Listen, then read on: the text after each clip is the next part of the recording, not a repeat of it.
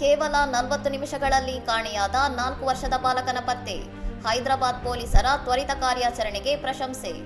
ಹೈದರಾಬಾದ್ನ ಮುಸ್ತಾಫನಗರದಲ್ಲಿ ಕಾಣೆಯಾಗಿದ್ದ 4 ವರ್ಷದ ಬಾಲಕನನ್ನು ಡಯಲ್ 11 ಕರೆ ಸ್ವೀಕರಿಸಿದ ಕೇವಲ 40 ನಿಮಿಷಗಳ ಅಂತರದಲ್ಲಿ ಪೊಲೀಸರು ಸುರಕ್ಷಿತವಾಗಿ ಪತ್ತೆ ಹಚ್ಚಿ ಪೋಷಕರ ಮಡಿಲಿಗೆ ಸೇರಿಸಿದ್ದಾರೆ. ಸಂಜೆ 6:02ಕ್ಕೆ ಮಗು ಕಾಣೆಯಾಗಿರುವ ಬಗ್ಗೆ ಬಂದ ಕರೆಯನ್ನು ಗಂಭೀರವಾಗಿ ಪರಿಗಣಿಸಿದ station house officer, deputy inspector, sub ಇನ್ಸ್ಪೆಕ್ಟರ್ಗಳು ಮತ್ತು ಸಿಬ್ಬಂದಿ ಕೂಡಲೇ ಹಲವು ತಂಡಗಳನ್ನು ರಚಿಸಿ ಶೋಧ ಕಾರ್ಯವನ್ನು ಆರಂಭಿಸಿದ್ದಾರೆ.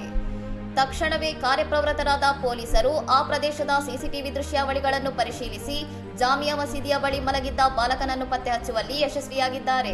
ಸಂಜೆ 6:40ರ ವೇಳೆಗೆ ಮಗು ಪತ್ತೆಯಾಗಿದ್ದು ಯಾವುದೇ ಅಪಾಯವಿಲ್ಲದೆ ಕುಟುಂಬದೊಂದಿಗೆ ಸುರಕ್ಷಿತವಾಗಿ ಸೇರಿಕೊಂಡಿತು.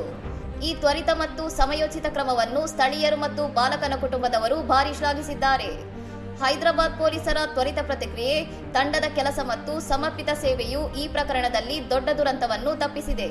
ಇನ್ನಷ್ಟು ಸುದ್ದಿಗಳಿಗಾಗಿ ನೋಡ್ತಾ ಇರಿ ಸೌರಂ ಟಿವಿ.